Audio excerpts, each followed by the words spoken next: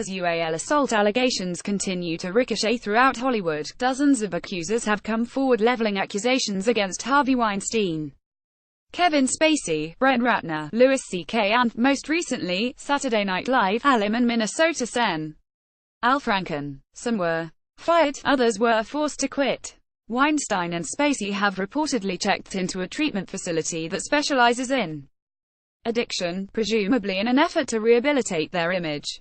But top crisis managers say the likelihood of that happening will depend on the age of the victims, how the accused first responded to allegations in the severity and frequency of the crimes. People are willing to forgive something that happens once if that's all that had happened. Richard Levick, a global communications and public affairs agency specializing in crisis management, told TheWrap. But if it happens all the time, it's unforgivable. Here is what 3 top crisis managers said about some of the more high-profile cases at the center of Hollywood's UAL assault. Wire image Harvey Weinstein. Levick: he's done and so is his company. With Harvey we isn't he, and it's not just UAL harassment, it's now moving into a criminal matter and his company will be sold at extreme discount in a bargain basement sale for parts. Evan Neerman, founder of crisis PR firm Red Banyan. While America is often the land of second chances, it will be especially difficult for Weinstein to recover since his transgressions have swelled to become the cultural reference point when it comes to UAL harassment by men in power. The Weinstein revelations were the first boulder coming loose, and quickly triggered an avalanche of similar complaints that have spilled far beyond entertainment to impact every industry. Lou Shapiro, a criminal defense attorney who specializes in crisis management, he probably will bounce back, but not in a way where he's front and center. I think his plan is to lay as low as possible, settle quietly all the civil UAL harassment cases, and, as time goes by and he sits it out, he could be handling some stuff behind the scenes. If I'm Weinstein, I'm waiting for something else to hit the news right now. Weinstein's legal team told TheWrap in a statement, any allegations of non-consensual are unequivocally denied. Getty Images. Kevin Spacey.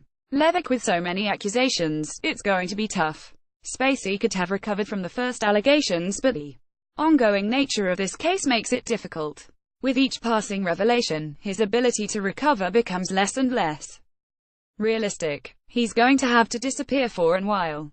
Neerman: Spacey may very well find a way to move past this tough time, owing much to the fact that he is an immensely talented actor and people enjoy his work. I think he will ultimately benefit from the fact that he has played a range of characters, so it's much easier for the public at large to be fluid in terms of how they think about him. Unless they have actually been on set with him, they have no reference point and can only judge him by his public appearances or instances where he is pretending to be someone else. Shapiro: it's one thing to not be able to control yourself with other adults, but then when you're talking about minors, it's a whole other ballgame, and that's why I think he'll have a harder time than Weinstein. While Weinstein's career is focused behind the camera, Spacey's is premised on being on camera. It's why Spacey will have it much harder time making a comeback. Spacey's representative said in a statement provided to TheWrap, Kevin Spacey is taking the time necessary to seek evaluation and treatment. No other information is available at this time. Getty Images. Brett Ratner. Levick: difficult to recover. It's the Harvey Weinstein approach of going on the offense.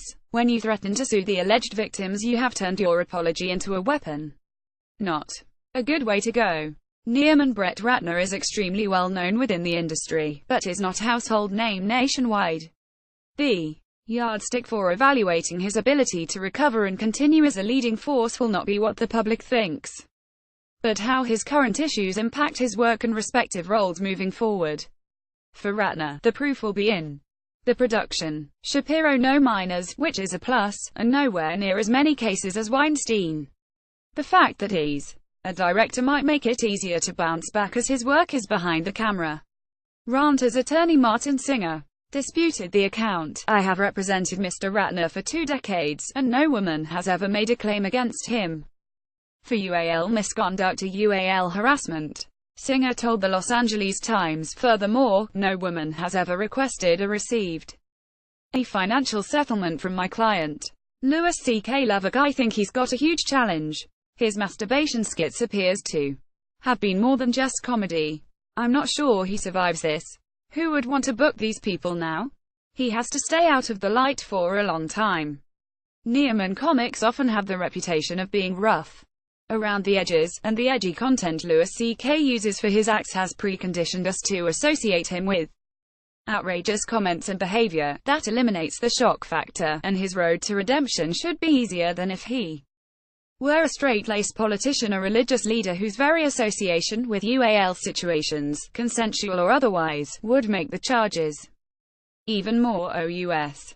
CK admitted to UAL misconduct, telling the New York Times in a statement, "These stories are true." Shapiro out of everybody, he is in the best position to make a comeback.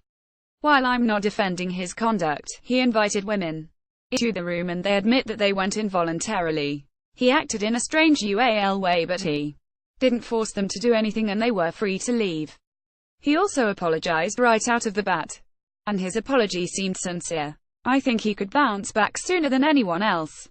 Getty Images Al Franken Levick. I think he's handling it well so far. It was a stupid and juvenile thing to do, but now that it's coming out, the timing couldn't be worse, and Republicans will try and put this at the same level as Roy Moore. Neiman, after his first attempt to express remorse, fell flat and was blasted for being inadequate. Sen.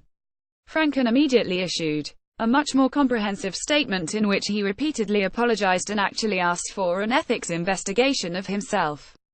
The photographic evidence of his misdeeds left him with little choice but to own up to his behavior. I think the prospects for Franken to survive are good. Unlike some other politicians presently under fire for UAL allegations, he took responsibility and said he had let women down, but is committed to making it up to them. Shapiro, the fact that he apologized right away is a good thing. His apology seems genuine. He's even asking for an ethics investigation. I don't see a better way he could have handled it. I think he will bounce back. This is not rape. There is a difference between rape and inappropriate behavior, both in nonos, but there is a difference. I don't think it's the nail in the coffin for him. Franken said in a statement, "The first thing I want to do is apologize to Leanne, to everyone else who was part of it, or to everyone who has worked for me, to everyone I represent, and to everyone who counts on me to be an ally and supporter and champion of women." David Gillard Levick. I think whenever you're in Bill Cosby territory, your prognosis for recovery is not good. Neiman. Just like Ratner, Gild is not so famous beyond the Hollywood bubble. Anytime you have multiple women coming forward with similar stories, your crisis is greatly compounded because you now have to contest a pattern of behavior, as opposed to denying a single instance, pursuing the path of apologies, discrediting a lone critic, or positioning the situation as a Hare said, she said. When you introduce the element of drugging victims and assaulting them, it makes it that much worse. Shapiro. He's not as high profile of a name and nowhere in the same class as Weinstein and Spacey.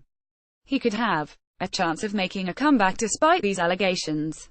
Mr. Gillard is saddened by these false and malicious claims. A publicist for Gillard told The Wrap, George Takei Levick, I think he handled it well so far. He's always been a leader. I think he's been a gentle soul, he's well liked and he comes across as credible.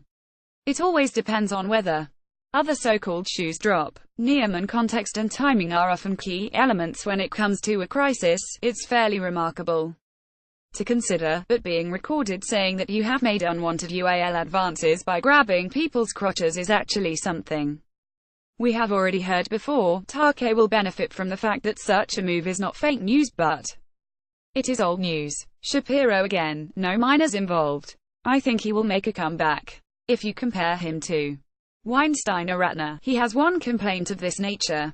I think he will get past it.